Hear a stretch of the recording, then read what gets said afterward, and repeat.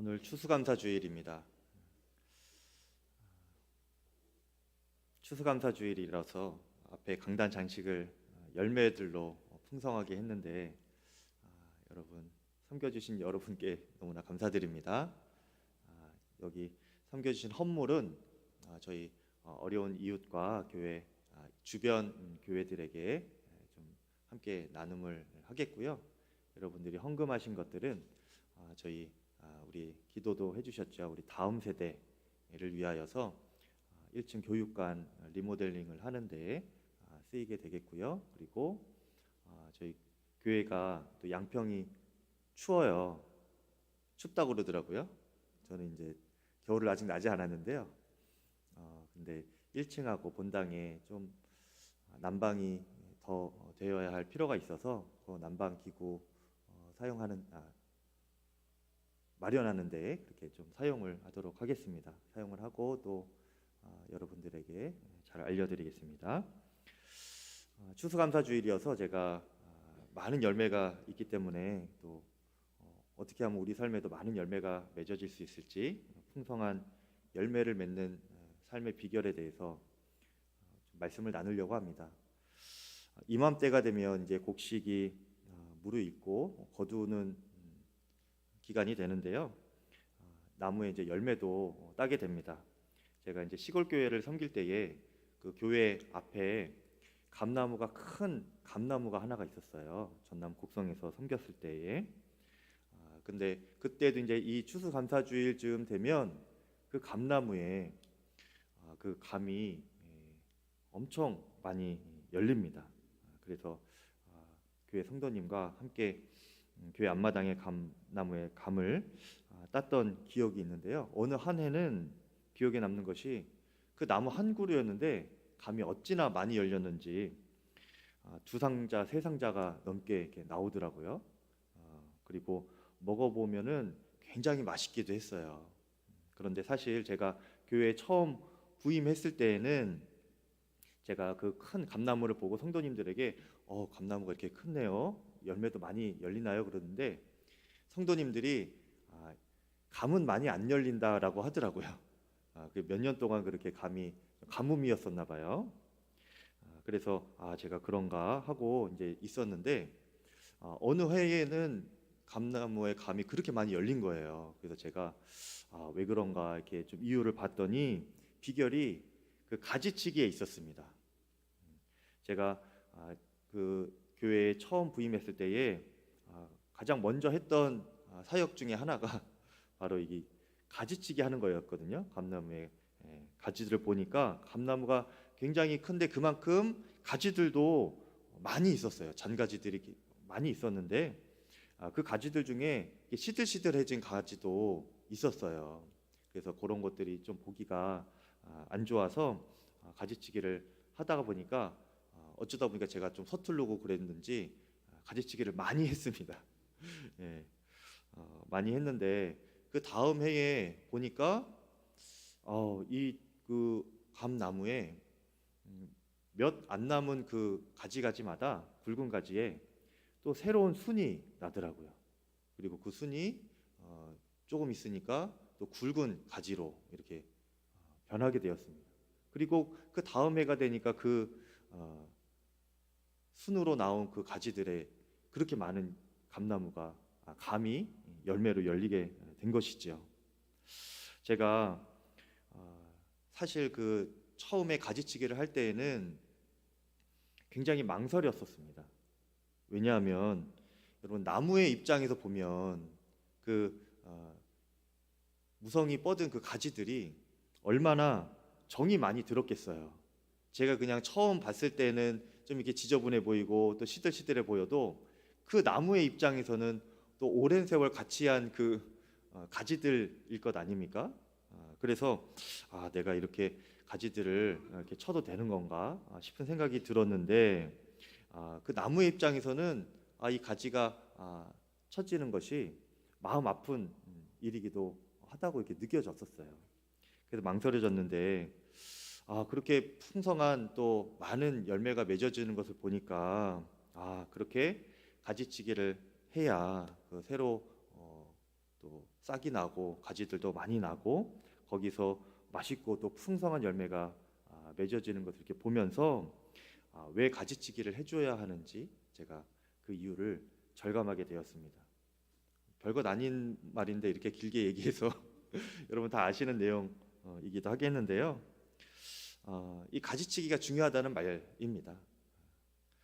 우리가 살아가면서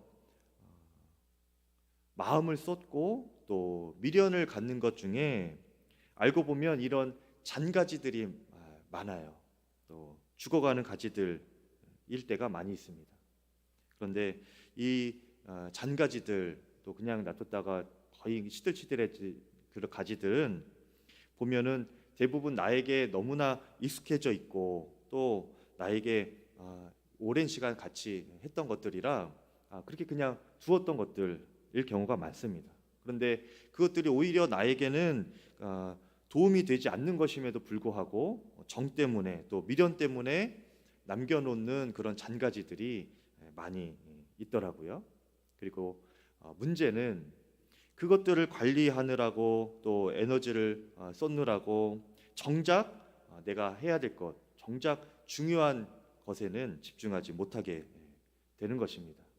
그리고 가장 안타까운 것은 그렇게 잔가지들 그냥 두고 관리하느라고 그것을 다 쳐버리면 맺을 수 있었던 많은 또 풍성한 열매를 맺지 못하는 것에 있는 것이죠. 이것이 안타까운 것입니다.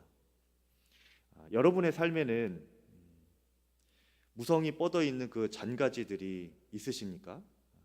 그렇다면 그것이 무엇입니까?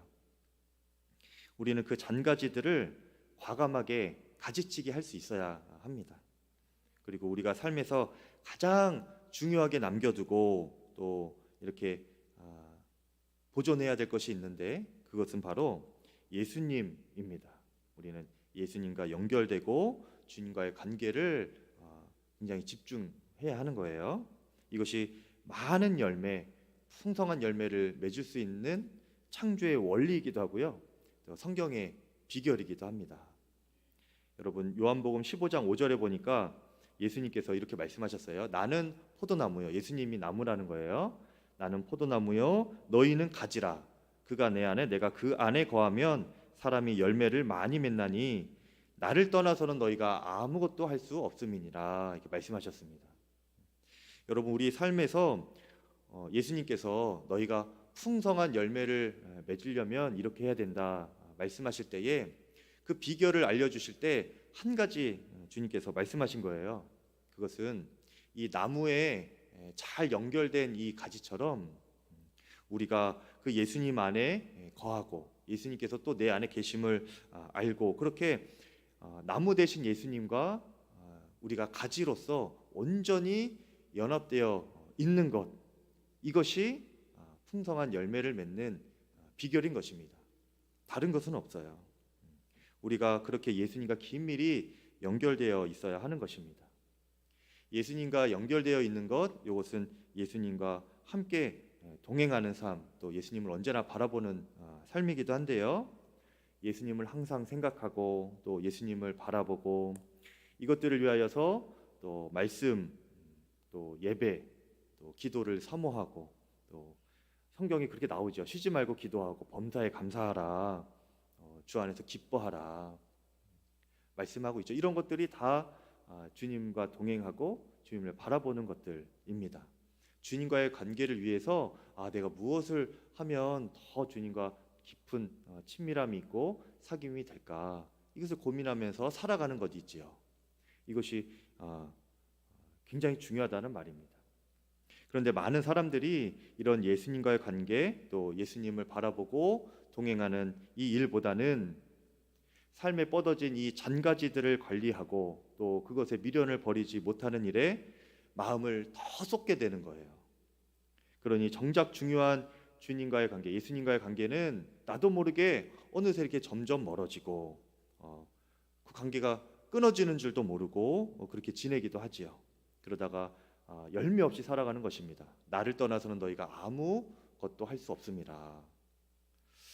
그런 삶에 대해서 예수님께서 우리에게 말씀해 주신 것이지요. 여러분 한번 점검해 보시기를 바랍니다. 여러분은 주님과 완전하게 그렇게 긴밀하게 연결되어 있으십니까? 또 여러분이 그 일에 집중하십니까?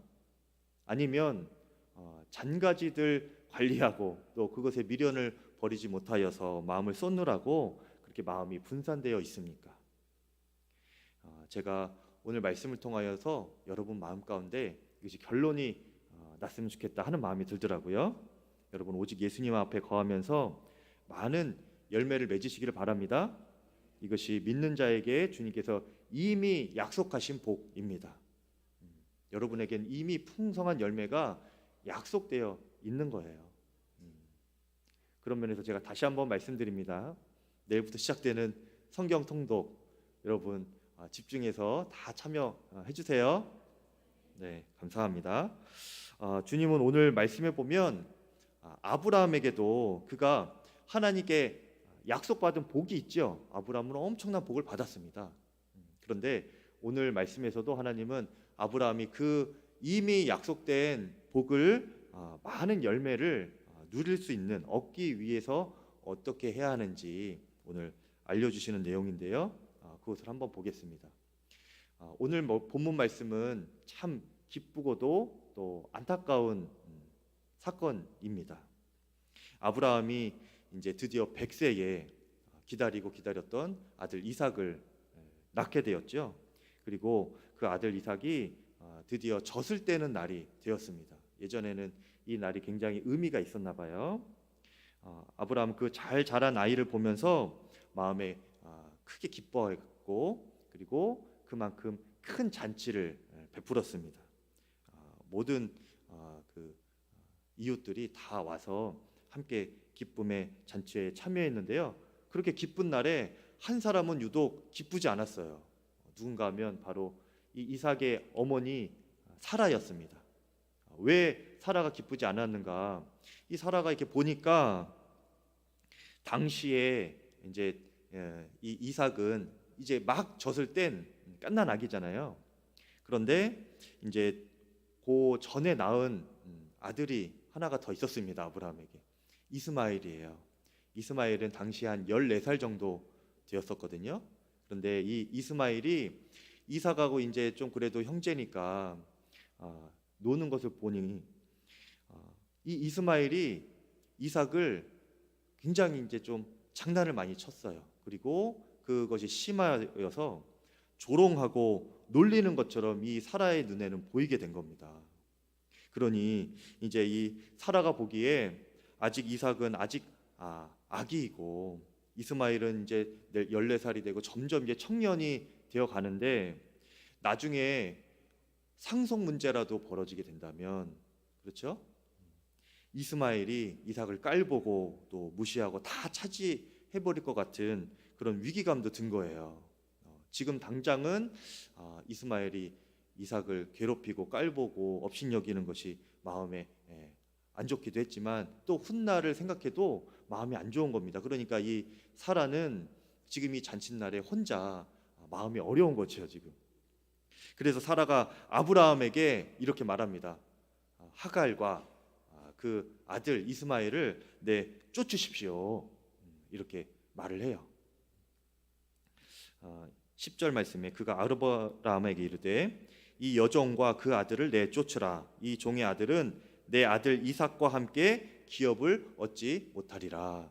사라가 이렇게 아브라함에게 채근을 하게 되죠.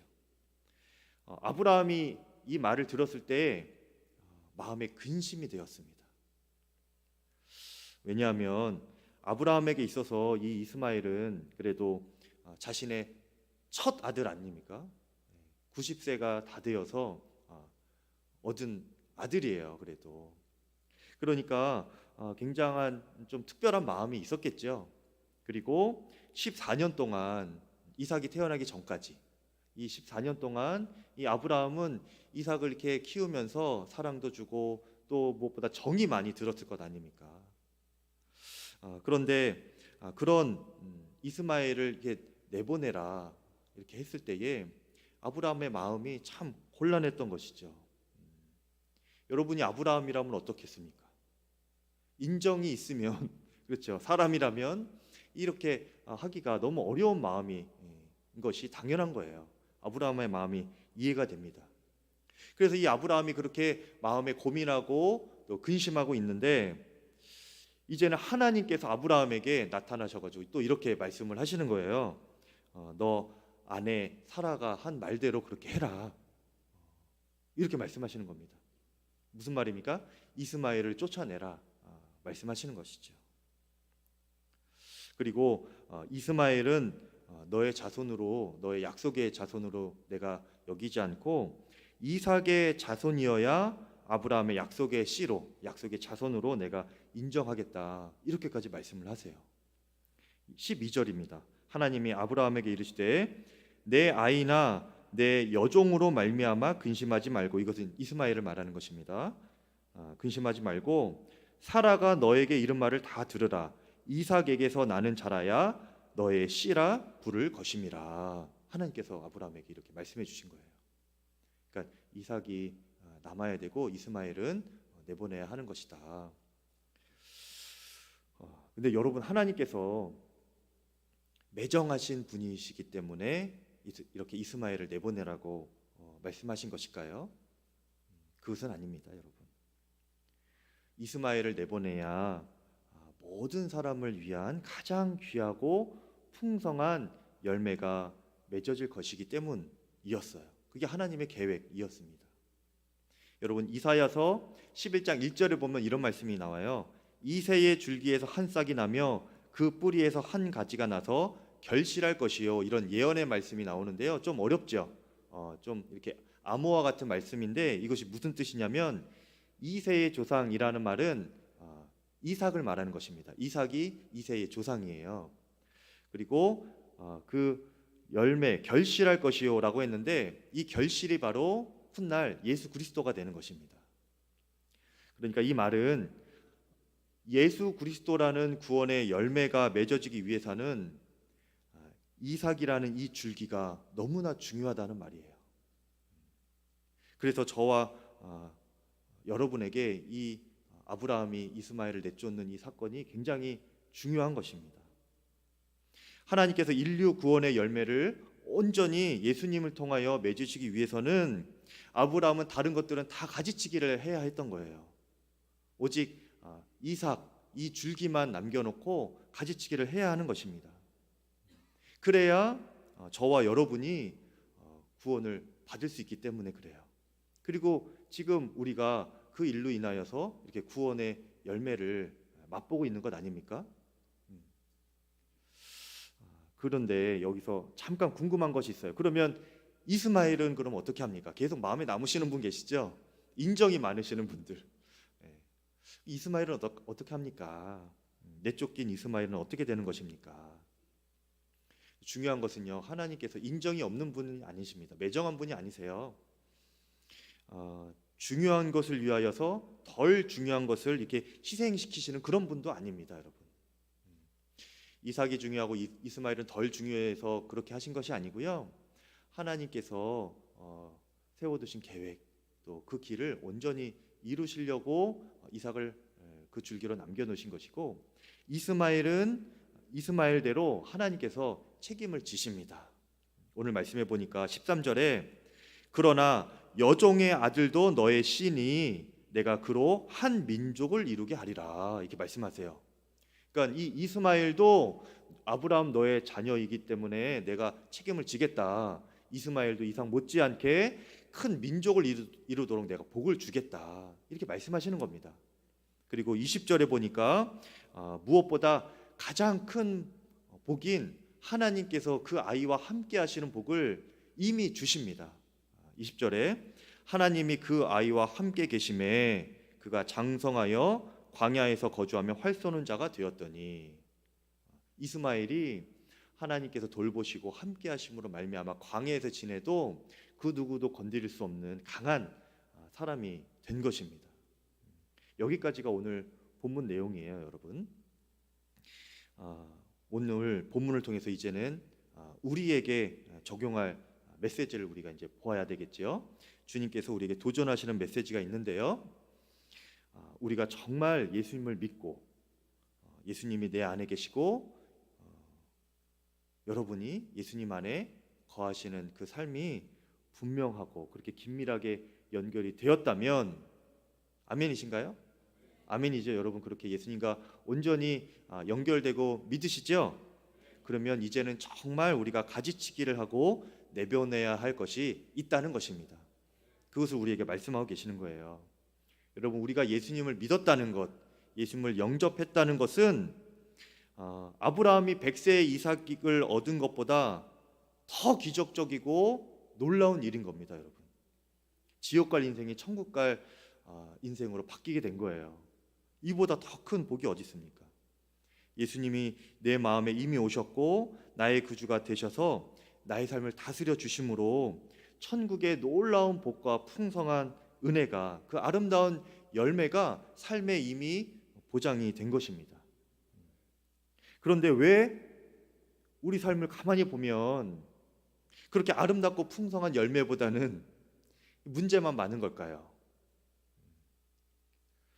그것은 이삭과 이스마엘을 함께 둘 수 없었던 것처럼 예수님을 영접한 우리도 내보내야 할 이스마엘이 있는데 여전히 애매하게 남겨두었기 때문입니다. 여러분에게 남아있는 이 이스마엘은 무엇인가요? 이렇게 질문하면 여러분 가장 먼저 죄가 떠오를 것입니다. 죄 때문에 그렇겠구나 하는 생각이 드실 거예요. 그러면 그것부터 여러분 떠나보내셔야 됩니다. 그것부터 잘라내야 되는 거예요. 죄는 하나님과 우리 사이의 관계를 가로막는 것입니다. 그렇죠? 하나님께서 주시는 복을 동시에 가로막는 거예요. 하나님과의 관계가 끊어지면 공급되는 복도 끊어지게 되는 것이죠. 그리고 무엇보다 하나님은 이 죄 위에 부흥을 주실 수가 없습니다. 하나님께서 우리에게 주시는 것은 풍성함인데 열매 맺는 삶인데 죄 때문에 그 부흥을 경험하지 못하게 되는 거예요. 그러니 여러분 끊어버려야 할 죄가 있다면 여러분 끊기 힘들더라도 반드시 또 과감히 끊어버리시기를 축복합니다. 여러분 2003년도에요. 오래된 이야기인데 2003년 4월 26일에 미국의 아론 렐스턴이라고 하는 27세 젊은 등반가가 있었다고 합니다. 그런데 이 등반가가 큰 산을 등반하다가 바위가 어느 날 내려앉아서 그 바위 틈에 손이 이렇게 껴버렸어요. 온갖 방법으로 이 팔을 빼려고 해도 빼내지가 않았습니다. 꽉 눌려서 이것이 꼼짝 못하게 된 거예요. 그렇게 이 렐스턴이라는 청년이 사흘을 버텼습니다. 사흘을 3일이죠. 배낭 안에 이제 준비했던 빵과 물이 다 떨어져 가요. 한 손으로 그것을 그냥 겨우겨우 먹으면서 연명하고 있었는데 굉장히 심각한 상황이 된 거죠. 심지어는 그가 그렇게 등반하고 조난당한 사실조차 사람들이 모르고 있었다고 해요. 그러니까 구조대가 올 가능성도 없었던 것이죠. 이제 살아 돌아갈 수 있는 유일한 방법은 그가 자신의 손을 잘라내는 것뿐이었습니다. 그래야 자신의 몸이라도 살 것 아닙니까?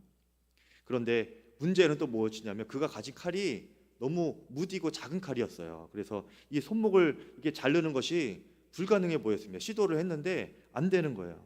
그래서 포기하고 또 하루가 지났습니다.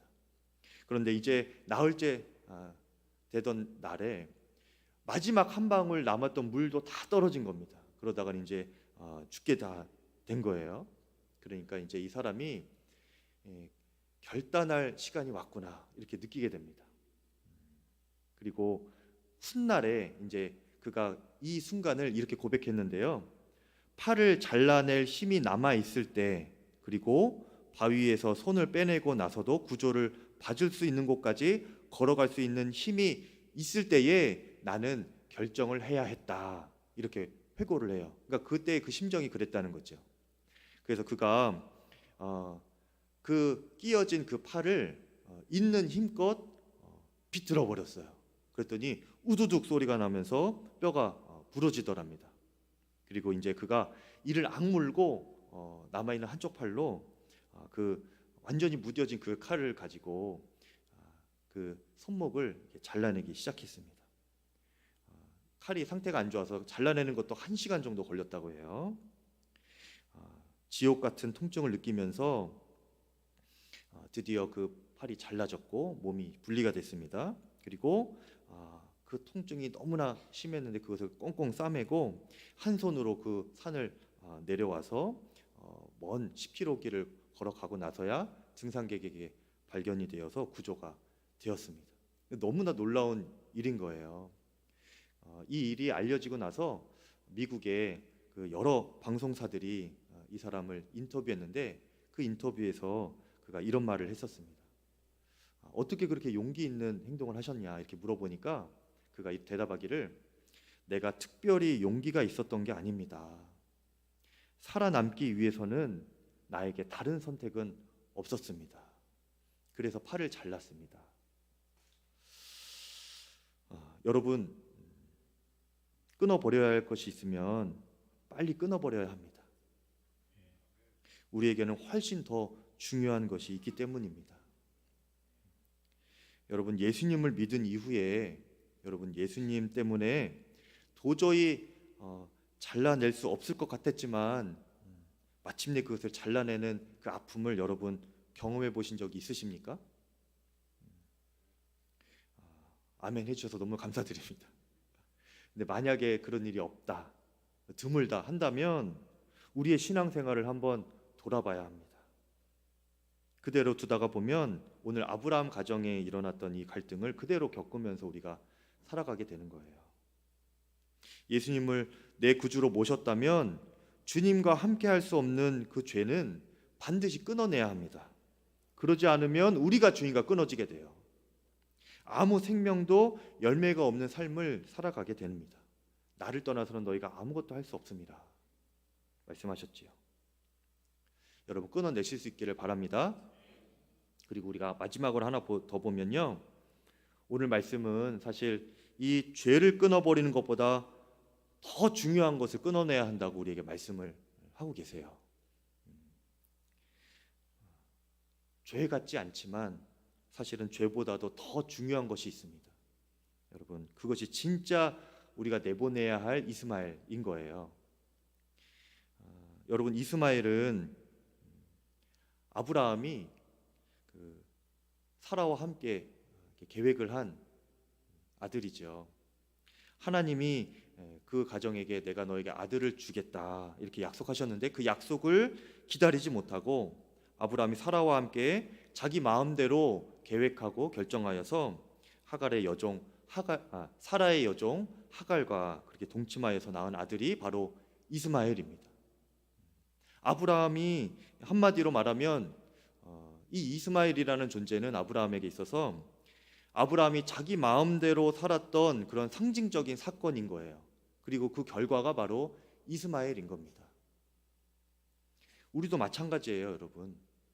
우리도 우리의 고집, 또 우리의 자아, 내 마음대로 하고 싶은 마음이 얼마나 강한지 모릅니다. 굉장히 강합니다, 여러분.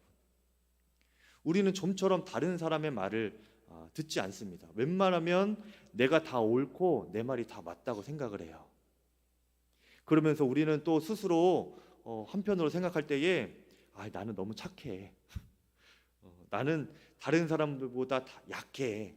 나는 그냥 이용만 당해.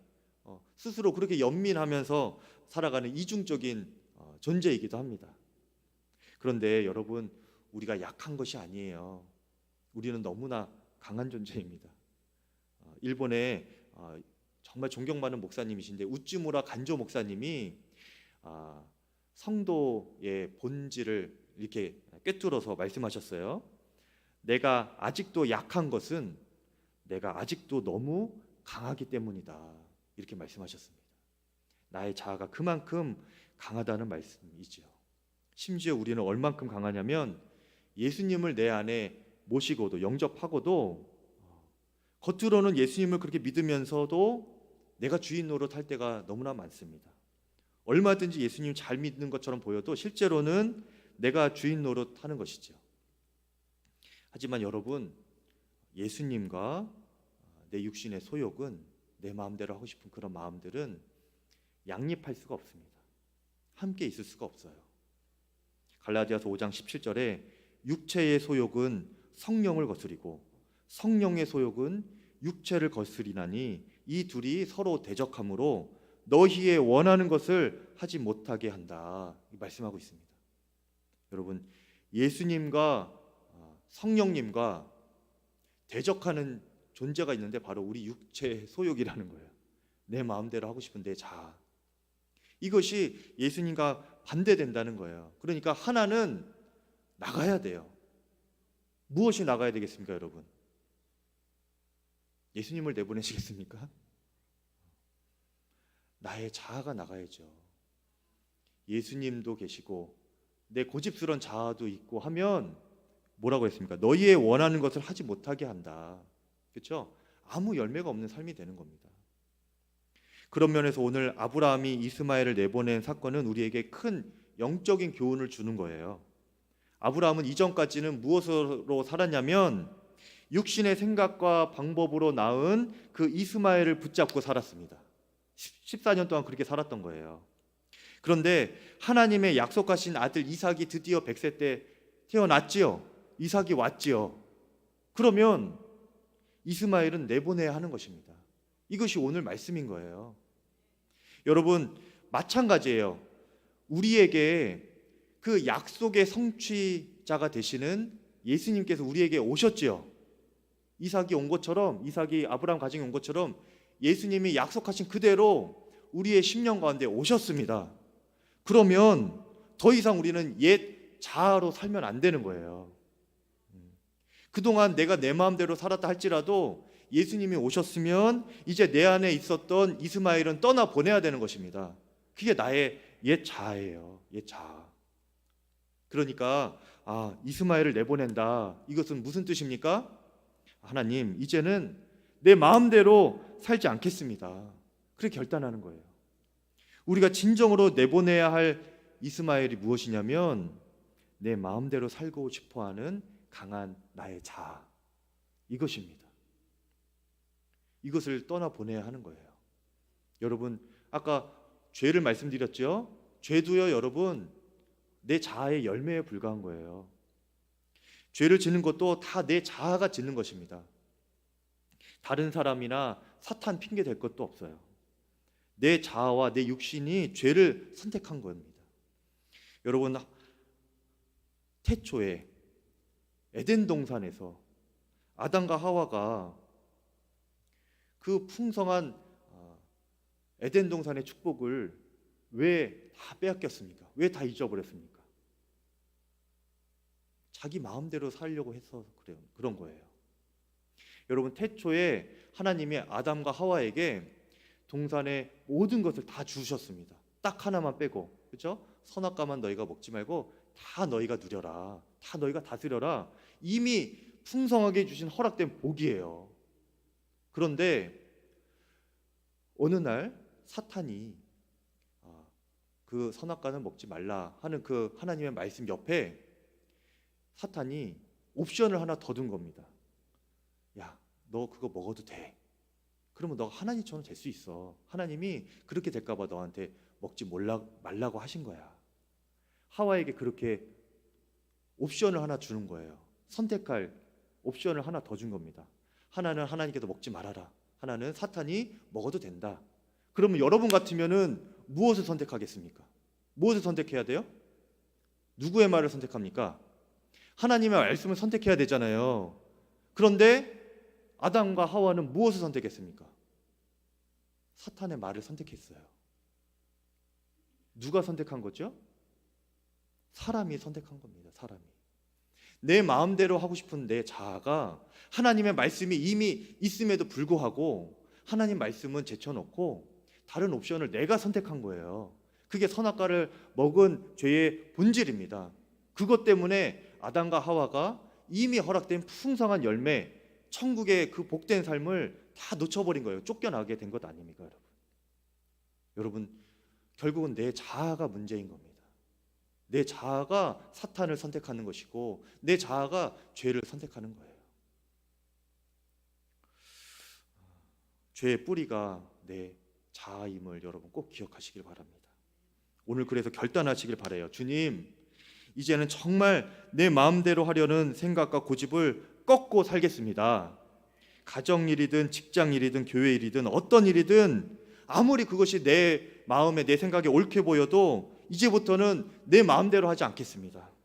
예수님께만 복종하면서 예수님의 뜻대로만 내가 구하면서 살아가겠습니다. 예수님이 내 주인이 되어 주십시오. 이렇게 결단하는 겁니다. 이것이 이스마엘을 떠나보내는 것이고 풍성한 열매를 맺으며 살아가는 비결인 거예요. 여러분, 내 자아대로만 살면, 내 마음대로만 살면요, 여러분, 아무 열매가 없습니다. 이미 보장된 축복과 은혜도 다 빼앗기게 되는 거예요. 사단이 그것을 위해서 우리에게 옵션 하나를 항상 둡니다. 그때 여러분 마음대로 그것을 선택하지 말고 하나님께 물어보십시오. 그리고 하나님께 복종하십시오. 말씀을 사모하고 기도하십시오. 그러면 주님께 풍성하게 채워주신 그 열매를 순종을 통하여서 맺을 수 있게 될 것입니다. 오늘 여기 강단 앞에 나온 풍성한 열매처럼 여러분의 삶이 그렇게 풍성하고 아름다운 열매가 맺어지기를 간절히 축복합니다.